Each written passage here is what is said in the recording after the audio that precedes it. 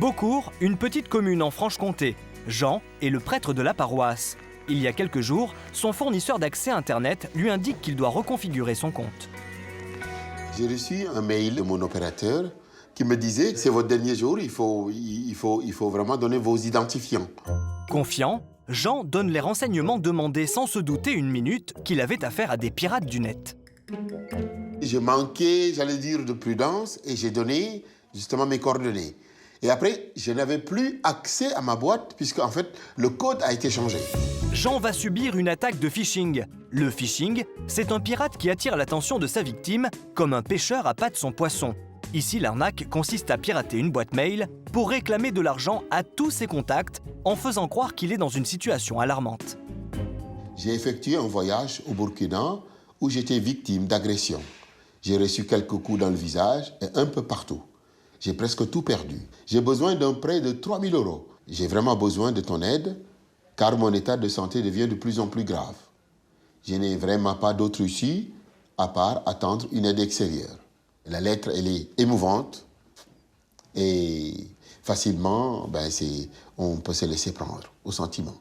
Comme Jean, de plus en plus d'internautes se font arnaquer par des pirates du net. L'année dernière, la France a répertorié plus de 30 000 sites internet frauduleux.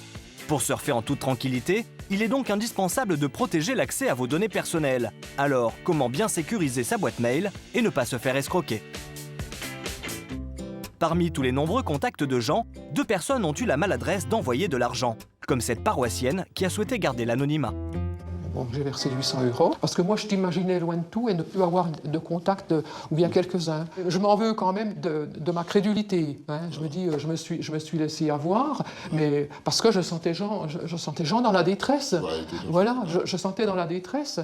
Cette paroissienne n'est pas la seule à avoir été dupée. Un confrère en Espagne a envoyé à l'escroc 2 000 €, soit un total de 2 800 € détournés par le pirate. J'avais tellement peur que je pensais qu'il pouvait installer un mouchard sur ma carte IP pour se dire, voilà, tout ce que je fais dans ma boîte, maintenant, quelqu'un d'autre est en train de savoir ce que je fais. Donc, vraiment, c'est rentré dans mon jardin privé. En tant que prêtre, ça fait quand même du mal. Rongé par les remords et pour que cela ne se reproduise plus, Jean a pris les devants en apportant son ordinateur chez un spécialiste. Nous avons réussi à récupérer cet accès en régénérant un nouveau mot de passe grâce à une adresse email de secours. Ce qui nous a permis par la suite de le changer pour que le pirate n'ait plus du tout d'accès et ne puisse plus se faire passer pour Monsieur Failly. J'avais toujours su qu'il ne fallait jamais faire ça, mais j'avais reçu un message tellement ressemblant à ma boîte de mail que j'ai dit, dès que serait changé ma boîte, je changerai mon code. Faire la différence entre un vrai mail et un faux est devenu très difficile. Nous avons rencontré un jeune hacker pour qui pirater des boîtes mail serait un jeu d'enfant. En un quart d'heure, on peut créer facilement une fausse page d'un site. Je commence à prendre le code source de la vraie page. Je copie tout ce qu'il y a. Il me reste ensuite à modifier un petit morceau du code. Grâce à ce procédé, le hacker crée une page miroir du site internet. Il envoie ensuite le lien de sa page à la personne ciblée qui, persuadée qu'elle est connectée au vrai site, révèle ses informations privées.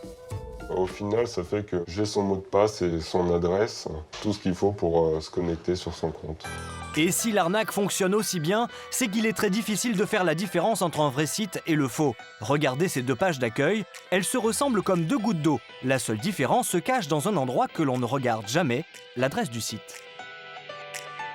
Il faut faire attention au nom en fait.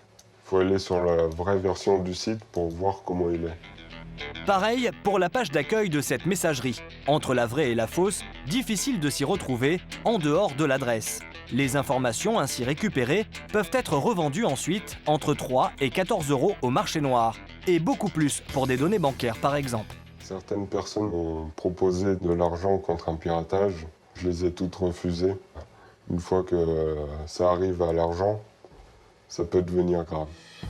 Mais bon nombre de pirates n'ont pas autant de scrupules. Jérôme travaille pour une association spécialisée dans la sécurité d'informations sur Internet. Il a suivi l'évolution de ce phénomène. La cybercriminalité existe quasiment depuis l'arrivée de l'informatique. C'est quelque chose qui s'est répandu au fil des années. Historiquement, les pirates étaient plutôt des particuliers qui faisaient ça pour des gains, on va dire, modiques. Aujourd'hui, on est réellement dans de la cybercriminalité, voire du crime organisé, avec des gains qui peuvent monter à plusieurs millions d'euros par an et par groupe criminel. En 2011, ce sont plus de 30 000 plaintes qui ont été déposées en France. Comment faire face à ces pirates de mieux en mieux organisés? Notre spécialiste nous donne 3 conseils. Le premier, c'est de ne pas avoir de mot de passe trop simple. Il faut éviter les noms, les prénoms, les dates de naissance par exemple. Le deuxième, c'est ne jamais cliquer sur les liens directement que vous auriez trouvés dans des mails surprenants ou choquants, par exemple avec des fautes d'orthographe ou des noms mal orthographiés. Et le troisième conseil, c'est d'installer sur votre ordinateur un logiciel de sécurité qui vous prémunira de l'ensemble des menaces. Du côté des messageries Internet, la riposte s'organise. Benoît est responsable marketing. Il nous montre comment différencier un mail frauduleux d'un vrai mail. Souvent dans les emails d'hameçonnage ou de phishing, en fait, l'arnaqueur va usurper le logo. Il n'y a pas de mention égale en bas du mail, il n'y a pas d'autres critères qui montrent que c'est bien un email de Microsoft. Autre point qui doit vous alerter, votre opérateur ne clôturera jamais votre compte sans votre autorisation. On vous dit que si vous ne renseignez pas votre mot de passe de votre adresse mail, on va fermer votre compte. Bon, ben ça, c'est comme avec votre banque, jamais on vous demande votre mot de passe de votre adresse mail. Enfin, dernier point, méfiez-vous des promesses alléchantes. Quand vous voyez en fait que le contenu est trop beau pour être vrai, type vous avez gagné 1 million d'euros à la loterie, ben, il ne faut pas y répondre, c'est juste une question de bon sens. Ce qui vous paraît trop beau pour être vrai dans la vie, c'est pareil sur Internet, c'est forcément frauduleux. Vous l'aurez compris, Internet est un outil formidable pour être connecté au plus grand nombre. Mais c'est aussi la raison pour laquelle il faut l'utiliser avec la plus grande vigilance.